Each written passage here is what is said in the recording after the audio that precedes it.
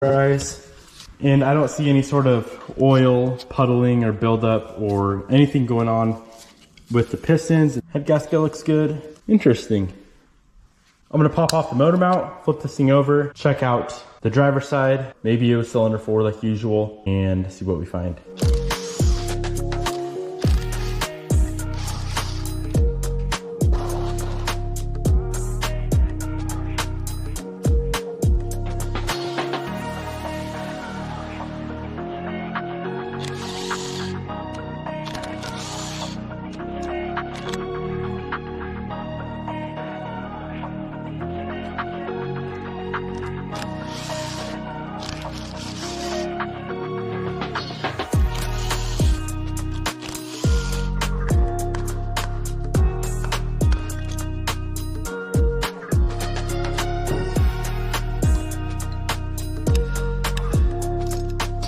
Beautiful.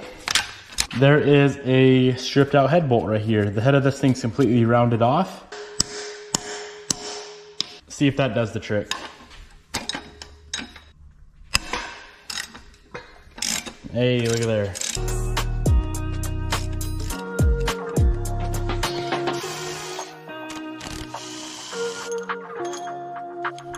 All right, moment of truth. Is this thing hammered or is she not bad at all? She's titties. I don't think there's anything going on with this engine at all. So far, I don't see anything going on with this short block.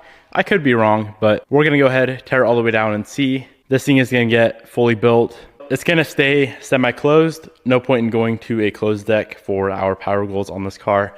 It'll handle plenty of power, manly rods, manly pistons, ARP studs, the works, and she should handle some sauce. Let's get the short block up on the table over there, get her completely torn down. Well, I guess first off we can pull the coolant crossover pipe and the oil pan, but get her up on the table, completely tear it down, pull the crank, pull the pistons, rods, and see if there's actually anything going on in the bottom end.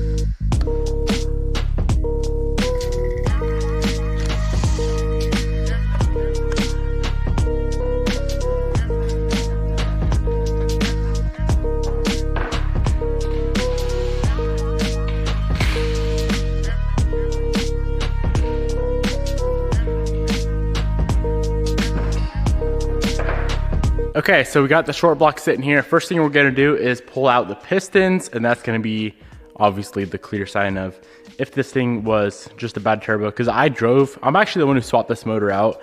A different, I guess, shop you'd call it, diagnosed it as a blown ringland. We went ahead, bought a used motor. This was like 3 years ago. Bought a used motor, swapped it out for this one. As I was pulling this motor, popped off the turbo, noticed that turbo was completely smoked.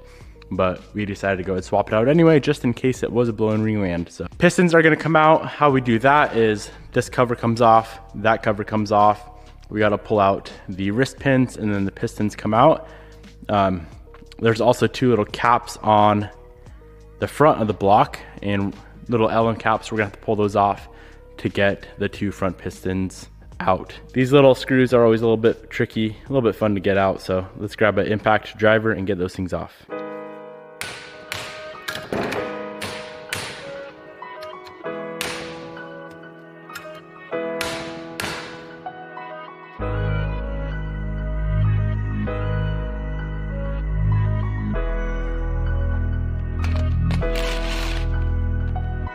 Might be kind of hard to see, but if you look down in that hole right there, that's pretty easy to see actually. There is that wrist pin C-clip. So we need to pull that C-clip out, and we'll actually go from the other side and pound the wrist pin out of this little hole. Same thing right here. You see the clip? Same concept. Let's get both those clips off.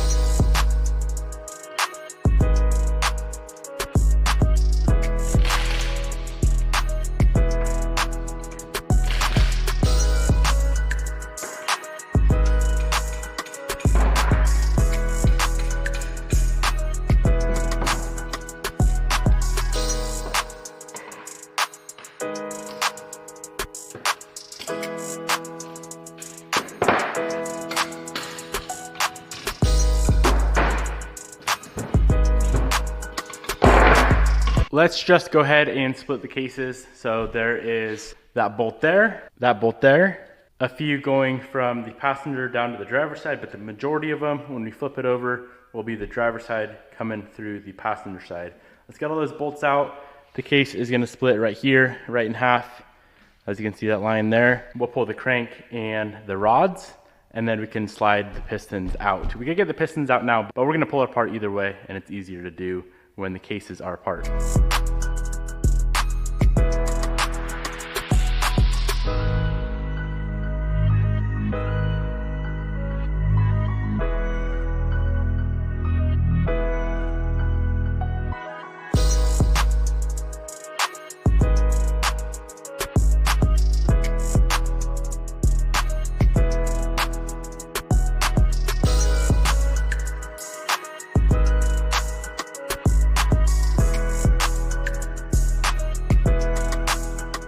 All right, cases are apart, crank is out. Let's pop these pistons out and see what we find.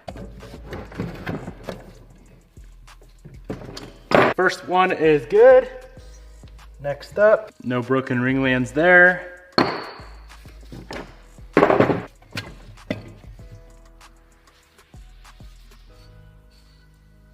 That one's good to go. Come on, give me some sort of carnage. Nothing at all. These things are freaking perfect. We should put this thing back together and just run it as is. Kidding. I'm gonna go ahead and pop off the rods, off the crank. Crank looks beautiful. So far, all the mains look good, but let's pop off the rods and see what we got going on there. A little bit of wear, nothing crazy. Looks pretty good to me. That one's got a little bit more, still not bad. Just a touch of wear on each of them. Nothing crazy at all. Crank is beautiful. Everything is beautiful. Yeah guys, not a single thing going on with this engine, which is fairly surprising. We could have definitely put it in the car, ran it as is, and never would have had an issue, unless we blew it up. But it was good to go. There's nothing wrong, unless the rings were shot. But yeah, when I pulled that turbo off, that thing was hammered. So what we're gonna do is drop the heads off at the head shop. Those are gonna be completely gone through. I need to run back to the house real quick, the old house, and I think there is a package there from Import Image Racing that should contain the pistons, rods, and some other important internal engine stuff. We do need the pistons to drop the block off because, of course, the block has to be bored to our piston size. Let's go get everything loaded up in the truck and head back to the house. Hopefully that package is sitting there with our pistons.